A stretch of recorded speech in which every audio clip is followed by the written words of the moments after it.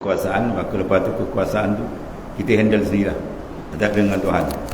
Itu makna pahaman Qadariyah. Jabariyah dia menafikan usaha dan ikhtiar. Ya. Kita ahli sunnah wal jamaah ada usaha ikhtiar, tapi usaha ikhtiar kita tidak ke mana, dia tidak memberi kesan. Yang beri kesan huwallahu ta'ala. Itu dua perbezaan jauh.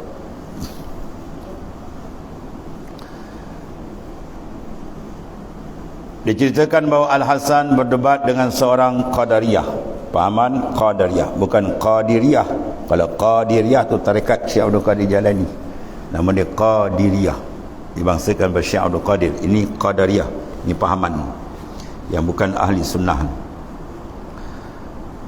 Dengan perdebatan itu, orang-orang Qadariyah tadi menarik diri dari pahaman Qadariyah. Ya, bila dia berdebat dengan Syekh Abu Hasan, ya, lalu dia tarik diri. Syekh Hasan Al-Basri. Dengan perdebatan itu, mana orang Qadariyah tadi menarik diri daripada pahaman Qadariyah. Ini Syekh Hasan. Hasan apa ni? Bukan Hasan Abu Hasan Syazili. Itu pemimpin tarekat Syaziliyah. Ini Hasan, itulah Hasan Al-Basri. Kita bin Islaman dengan Sayyidina Ali. Pada satu hari Sayyidina Ali buat spot check pelajar orang yang mengajar. Semua orang yang mengajar, ya, mana Sayyidina Ali cek, tanya balik. Oleh kerana yang kau bawa ni agama Allah, maka aku nak tanya dua perkara. Kalau dapat teruskan, kalau tidak tarik tauliah balik. Itu maksudnya. Apa yang menyelamatkan agama Allah dan apa yang menjahanamkan agama? Kalau kau bawa agama, kau tak tahu benda yang merosakkan agama, tak payah kau mengajar itu. Sini. Dia soalan dua je. Maka dijawab, berbagai-bagai ulama jawab. Maka jawapan Syekh Hasan Al-Basri sangat menyangkut hati Sayyidina Ali ni. Dia jawab ringkas je. Yang memelihara agama ialah apa? Al-war'u, sifat warak. Yang menjahanamkan agama apa? Ialah at-tamu, sifat tamak. Habis. Dua je. Ya, jawapan seumpama ini yang aku kendaki, kata Sayyidina Ali. Ya, ringkas padat. Dia tamak je habis. Ulama pada gadaikan agama bila tamak pangkat, jawatan, tamak ke dunia. Dan bila ada warak, semua akan selamat. Ya, al-war'u hasan walakin fil ulama ya ahsan, kata Nabi SAW. Ulama al-hasan, al-war'u hasan, sifat warak tu amat elok, tapi pada ulama terlebih elok sebab dia model ni. Kemudian kata Sayyidina Ali bin Abi Talib pernah berdebat dengan seorang Qadariyah juga. Abdullah bin Mas'ud pernah berdebat dengan Yazid bin Umairah mengenai keimanan dan berkata, Abdullah, kalau engkau mengatakan aku mukmin, maka engkau mengatakan bahawa aku dalam syurga. Wah, macam-macam tu ni. Kalau kau kata aku mukmin, bermakna aku dah confirm syurga lah, dia kata. Dia tak tahu iman tu boleh naik, boleh turun. Dan iman tu boleh kuat dan boleh terbatal pun ada. Jadi maknanya menentukan syurga tak boleh. Dia tengok ni ahli syurga confirm, mana confirm di neraka tak boleh. Ya. Tapi menceritakan hukum ahli syurga neraka tu boleh. Orang kafir tempat di mana? Neraka. Orang mukmin tempat di mana? Syurga. Sebab kita tak tahu iman dia tu ataupun kekufuran tu kekal sampai akhir umur. Tidak. Ya, sebab mereka tu kita boleh nak tentu sebab dia akhir umur tu tempat kiraan. Al-ibra bil khawatim. Kiraan manusia sama ada ke syurga atau ke neraka dikira di mana? Di ujung umur. Indantiha ya ajalihim, ketiga intiha ajalih. Ya, sudah kesudahan ajal. Kalau dia hembus nafas dia dengan iman, maka ahli syurga lah dia. Persoalan ni kita tak tahu hembusan akhir, adakah dia tetap beriman atau sebalik, wala ayazabillah. Ya.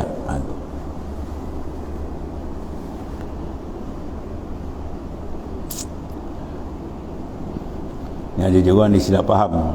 Menentukan syurga, menyatakan Islam dan kufur tu kena. Baru kata kau yang kafir-kafir orang, macam mana tahu masuk syurga? Kan? Kita tak boleh nak kata orang kafir, kita tak boleh kata kau Islam. Mana tahu kau nak mati jadi kafir tu. Dia silap faham tu. Dia dua benda berbeza. Menyatakan iman dan kufur itu kena nyata. Menentukan syurga neraka tu tak boleh.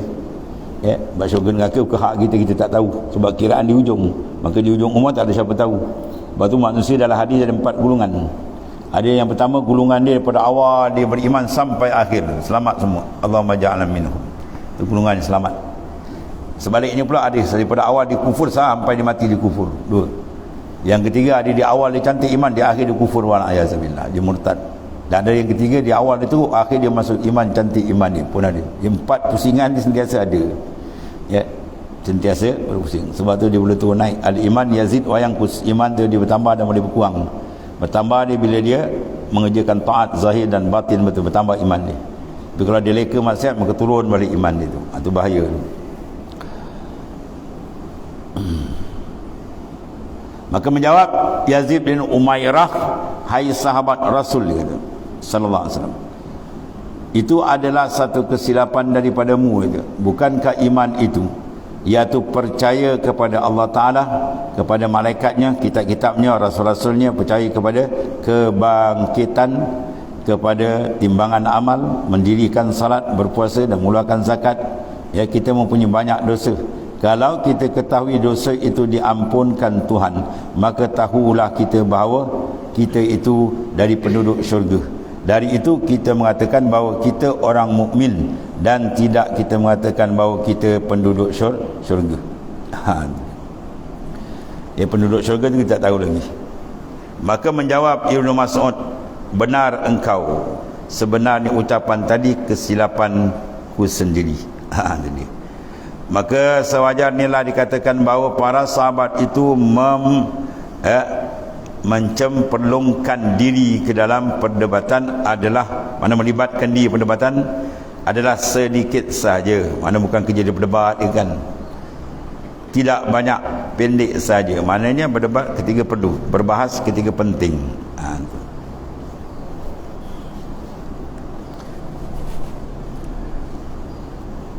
Tidak panjang ketika diperlukan, kemudian tidak dengan jalan mengarang atau mengajar atau membuatnya sebagai perbuatan mencari rezeki, ya bukan. Perdebatan tu maknanya bukan untuk mencari maknanya kepentingan diri, tidak, semata-mata untuk menerangkan kebenaran dan menyatakan kebatilan supaya manusia tetap atas jalan yang benar. Maka dapat ditegaskan bahawa sedikitnya para sahabat itu mencemplungkan, mana melibatkan diri mereka dalam perdebatan, adalah kerana kurang diperlukan, sebab tidak ada bid'ah yang timbul pada masa itu. Zaman dia kurang lagi lah, zaman cantik lagi sahabat, kan? Zaman kurun yang dijamin oleh Nabi SAW. Khairul qurun qarni, summa alladhina yalunuhum, summa alladhina yalunuhum, summa sakata. Baik-baik kurun-kurunku, kata Nabi SAW. Kemudian kurun yang mengelilingi kurunku, sahabat. Kemudian kurun yang mengelilingi sahabat, kurun tabi'in. Kemudian Nabi diam. Mana kurun kita tak masuk dalam jaminan, kurun yang cemas. Bahkan Nabi sifatkan akhir zaman sahabat minta nak duduk zaman kita ni, ya, jangan kita seronok sangat, ya, sahabat tak nak duduk. Sebab apa? Banyak fitnah yang berlaku. Kemudian mengenai singkatnya perdebatan yang dilakukan mereka, ada tujuannya apa? Menginsafkan lawan, tu je lah.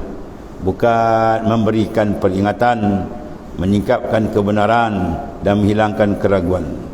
Kalau lawan itu memanjangkan persoalan atau penentangan, maka sudah pasti perdebatan itu menjadi lama, ya. Dia macam ilmu munazarah, dia ambil yang penting, selesai masalah dah. Betul lah, ilmu munazarah dia ada satu kaedah dia, satu rukun dia, tahrirul murad. Bila kita berdebat orang, dia bercakap, kita tanya murad dia dulu, apa kendak kalam awak ni. Kalau dia bercakap kalam dia cantik, tak ada apa, dah lah, tak payah debat, tutup habis. Jadi, ya. Kalau berdebat nak cari menang, ada yang dia congkil bukan-bukan. Ada je kawan tu tak kena, bergaduh habis. Itu tak boleh, itu dia haramkan itu. Munazarah ni kita berbincang tajuk betul, kemudian cari penyesalan, dah dapat dah, tak payah berbahas lagi. Dan kalau percakapan dia tu kita ingat tak betul, tapi dihuraikan sebenar maksud ini betul, okey lah, betul, tak ada apa. Bukan berdebat untuk cari menang. Dan tidaklah para sahabat itu dapat menaksirkan dengan timbangan dan sukatan. Berapa lama diperlukan perdebatan itu bila telah makna mencemplungkan diri ke dalamnya. Yang mana kita nak berdebat, yang mana kita nak bahas, itu dapat dilihat. Perkara itu kalau mudah sekejap, kan? Kemudian mengenai tidaknya para sahabat mengajar dan mengarang tentang perdebatan itu, maka begitulah pulanya sikap mereka terhadap fiqh, tafsir dan hadis. Maka jikalau boleh mengarang fiqh dan membuat gambar-gambar yang ganjil, yang hampir tidak pernah dikejadian, hari kalanya untuk disimpan pada waktu terjadinya, walaupun jarang benar terjadi, atau untuk pengasah otak pemikiran. Macam mana perdebatan tu? Maka kita juga menyusun cara bermujadalah perdebatan tu, kerana mungkin diperlukan nanti disebabkan berkobarnya hal-hal yang meragukan. Jadi ilmu perdebatan tu tujuan kita kalau ada keraguan-keraguan daripada musuh Islam, ya, kepada umat Islam, dibuat mereka macam-macam cerita, maka perlu kita siap untuk berdepan dengan suasana yang seumpama itu, untuk maknanya menolak kebatilan dan menegakkan kebenaran. Atau bangun orang-orang yang membuat bid'ah, ada banyak sangat ahli bid'ah, terpaksa kita betulkan. Atau untuk mengasah otak,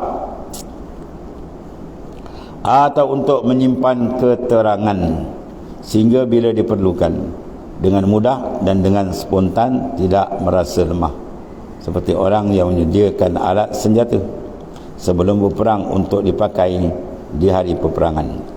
Jangan sampai perangan senjata tak ada, dah kelang kabut cari. Maksudnya persiapan untuk berdepan dengan musuh. Jadi perdebatan tu kita buat bersiap untuk berdepan dengan musuh, untuk mengekalkan kebenaran dan menolak kebatilan, itu saja. Bukan ada unsur untuk bermegah, siapa menang siapa kalah, itu tak ada. Inilah kemungkinan-kemungkinan yang dapat disebutkan untuk kedua gulungan. Kemudian kalau anda bertanya, manakah pilihan tuan? Kita pilih yang mana? Ketahuilah bahawasanya yang benar dalam persoalan tersebut ialah bahawa mencelanya secara mutlak dalam segala keadaan atau memuji dengan segala keadaan adalah salah. Tapi hendaklah dengan penguraian, kena ada huraian. Jangan maknanya dia setuju tentu pasal tak ada tahu, atau dia tolak membabi buta, tak ada hujah, tu tak boleh. Sebab dia ada fakta dalam bercakap lagi, ya. Kemudian ketahuilah kiranya bahawa yang benar dalam persoalan tersebut ialah bahawa mencelanya secara mutlak dalam segala keadaan dan memujinya dengan segala keadaan adalah salah. Hendaklah dengan penghuraian, mana pengincian, dia kena perinci. Baik, pertama-tama ketahui bahawa sesuatu itu kadang-kadang haram kerana zatnya. Haram mana diri dia. Contoh arak, itu diri dia haram, ya.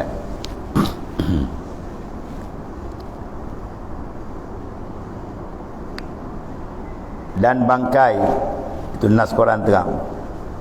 Dia maksudku dengan kataku kerana zat diri dia tu, bahawa sebab pengharaman ni tadi adalah satu sifat pada zat, iaitu memabukkan pada arak kerana mati pada bangkai. Bangkai makna apa? Binatang yang mati tidak disembelih syar'an pada syarak, itu mana bangkai. Sama ada binatang tu ghair makul atau ghair makul, binatang yang dimakan atau tak boleh dimakan. Bila mati tak sembelih, itu panggil bangkai. Yang ini tidak ada perbahasan kita. Araknya haram, tak ada bahasan. Guna mengenai ini, apabila kita ditanya, maka dapatlah secara mutlak kita mengatakan haram benda itu ditegah dan tidak mempengaruhi akan jawapan tersebut oleh mubahnya, mana oleh halalnya tak. Memakan bangkai ketiga diperlukan benar. Tapi kalau ketiga mana sidatul hajah, dipakai darurat, itu lain tajuk. Bagi ada kita ad-darurat tubihul mahzurat, benda darurat yang mengharuskan mahzurat, benda yang dilarang pada asal. Oleh kerana tersentak, dia tak makan 3 hari lah. Kalau tak makan ni maknanya menyebabkan, dia boleh menyebabkan pada adat boleh kematian, maka dimakan sekadar perlu, itu darurah. Dan mubahnya meneguh air arak tu apabila tersumbat kerongkongan dengan suapan makanan dan tidak diperoleh selain arak untuk menghilangkan tersumbat. Dia makan-makan tak ada air lain lagi lah, tak cekik kan. Kalau ditahan dia cekik, arak aja dia itu. Jadi dia minum untuk tolak benda tu dah. Ya, jangan dia pergi dalam botol-botol kan. Jadi mana benda asal tadi diharuskan bila ada elat-elat yang tertentu. Di antara ini untuk menolak maknanya mudarat. Kalau tercekik buat mati kan lagi besar mudarat. Kan? Maka ketika dia benarkan sekadar hajat dia. Ad-darurat tuqaddaru biqadariha. Darurat dikadarkan dengan kadar dia, jangan lebih. Namun dia lapar tak ada makan, bawa babi balik 2 kilo lah, tak boleh. Tak dibenarkan. Maka itu diharamkan kerana padanya mendatangkan mudarat. Ya, itu. Dan ada pula haramnya tidak kerana zat. Tadi diri itu memang haram, arak diri dia haram. Ya. Ada pula bukan kena dirinya haram, tidak kena zatnya, seperti menjual atas penjualan sesama Islam dalam waktu khiyar. Ya, tu tak boleh. Diri benda tu benda halal, makul, benda makan, makanan dan sebagainya. Tapi maknanya benda tu haram dengan sebab arid benda datang. Contoh dia pelaksanaan dia tadi salah. Contoh menjual atas penjualan sesama Islam. Kita menjual atas jualan kawan tu dalam waktu khiyar, ya, seperti berjual ketika azan juga dilarang.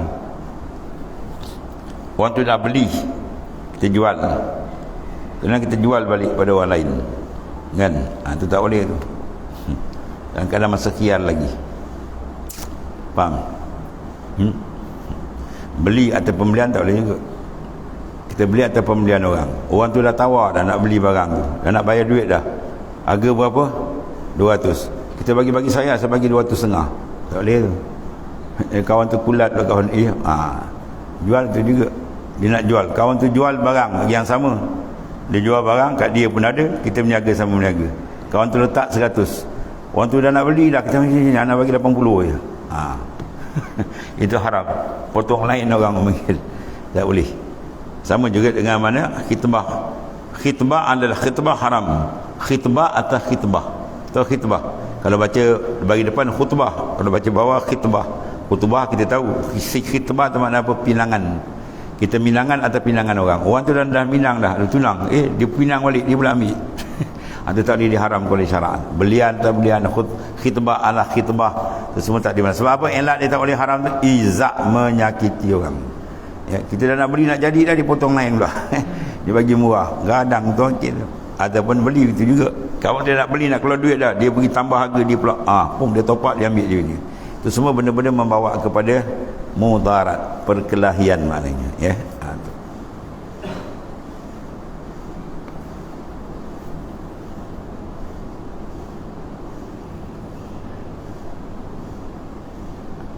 Dan ada pula haram dia tidak kena zat, bukan diri dia tu, seperti menjual atau penjualan sama Islam. Kawan tu dah jual, kita pula jual, kan? Tak boleh. Dalam waktu khiyar, waktu maknanya khiyar majlis ada lagi. Allah. Seperti berjual beli ketika azan itu juga dilarang. Panggilan untuk salatkan orang bang jemaat juga jual lagi. Seperti memakan tanah. Itu misalnya dia mana. Semua makna benda yang diharamkan. Maka itu diharamkan kerana padanya mendatangkan mudarat. Tengok elat dia. Orang dah jual, kita pergi jual balik, macam sakit hati kawan tu, kan kita turunkan harga pula. Ataupun tadi angkat harga, dia nak barang tu, menyebabkan orang dah nak bayar tadi, mudarat, marah dia. Yang mendatangkan mudarat terbagi kepada apa dia? Pertama, mendatangkan mudarat oleh sakitnya, ya, oleh sedikitnya dan banyaknya. Ya, banyak atau sedikit kadang-kadang boleh buat mudarat. Maka dalam hal ini dapatlah secara mutlak dikatakan bahawasanya benda itu haram seperti racun yang membunuh oleh sedikitnya dan banyaknya, atau sikit banyak pun menyebabkan dia boleh mati, ya. Dan mendatangkan mudarat oleh banyaknya saja, sikit tidak. Maka dalam hal ini secara mutlak dikatakan mubah, harus dibolehkan. Seperti madu, kan, makan sikit okey, makan banyak takut panas sangat, kan. Sebab dengan banyaknya mendatangkan mudarat dengan panas, itu misalnya. Dan seperti memakan tanah ni makan, ni bukan tanah pancang tadi. Ada makan tanah ahli batu tanda. Batu sepadan ni tu makan tanah tu cekik tanah. Dan menyebabkan haram tanah dan arak serta halal madu itu. Arak haram, tanah tak boleh makan. Serta padahal madu tu halal. Tapi dia kena cara pengurusan, tak kena dimakan lebih sangat. Kerana melihat kepada keadaan yang biasanya demikian, kalau ada suatu benda yang bertentangan padanya beberapa keadaan, maka yang lebih utama dan lebih terpelihara dari keraguan ragu itu hendaklah diuraikan secara terperinci. Kalau benda syubhat, kita kena uraikan, gini jadi dia dan sebagainya, supaya jelas. Kemudian marilah kita kembali membicarakan ilmu kalam dengan mengatakan bahawa pada ilmu kalam itu ada manfaatnya di samping ada mudaratnya tu.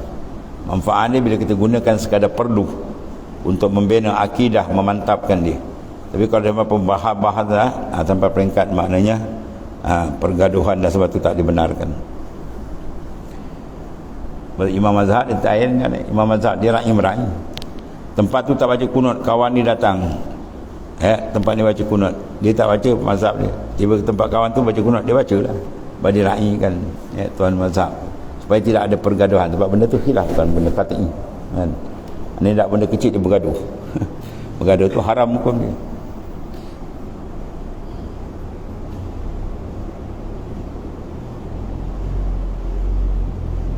Kemudian maka ilmu kalam itu dengan memandang kepada manfaatnya pada waktu mengambil manfaatnya adalah halal atau disunatkan atau diwajibkan, ada peringkat-peringkat hukum dia berubah menurut keadaan yang berlaku, dan dengan memandang kepada mudaratnya pula pada waktu dan tempat memperolehi itu adalah haram. Keadaan inilah diguna tu untuk apa? Berdebat. Maka akhirnya jadi pertengkaran macam-macam, tu tak boleh. Dia nak terima kebenaran, Kemudian kemudaratan itu mengobarkan syubhah, dan menggoyangkan akidah. Jangan takut, dengan menghilangkan keyakinan dan keteguhan hati. Bahawa mendebat ni tak kerti, tak pandai. Jadi dia kena segegar, dia tak boleh jawab. Ambil padahal dia tu yang benar, tapi oleh kena keadaan tadi menyebabkan orang awam kata buat kalah dia. Padahal dia yang sebenar. Sebab tu perdebatan dia betul-betul cara dia. Dengan uslub dan cara dia, jangan mengelirukan. Demikian itu termasuk apa yang ada pada permulaan, dan mengembalikan dengan dalil, iaitu adalah diragukan. Itu di antara perkara yang bawa keraguan kalau tak kena cara. Di hal ini berbeza menurut keadaan orang. Lepas yang berdebat tu, kalau dia pakar betul, yang mau alim tu, kita letakkan dia supaya dia bahas tu. Kalau tak lebih kurang, dia semangat nak debat, tapi ilmu kurang, biar kawan segegar dia musing-musing, jadi fitnah. Padahal benda dia cakap tu benda baik, tapi kerana dia tak nak mengolah, jadi orang lain pula silap faham, kalah dia. Padahal yang diperjuangkan tu betul-betul. Itu sebab mana kena tengok teliti betul-betul dalam perdebatan, biar orang cukup alat-alat dia untuk berbahas, tidak mendatangkan fitnah nanti. Itu dia antara apa ditinggalkan, sebab ada ad-darar, mudarat. Bahkan ada kata ad-darar yuzal, semua mudarat dah ada dihilangkan akan dia, habis. Kerana inilah mudarat ilmu kalam, itu terhadap etikad yang benar. Kalau sekiranya perbahasan tak jelas dah habis. Kemudian di samping itu ada lagi kemudaratan yang lain, wallahu a'lam.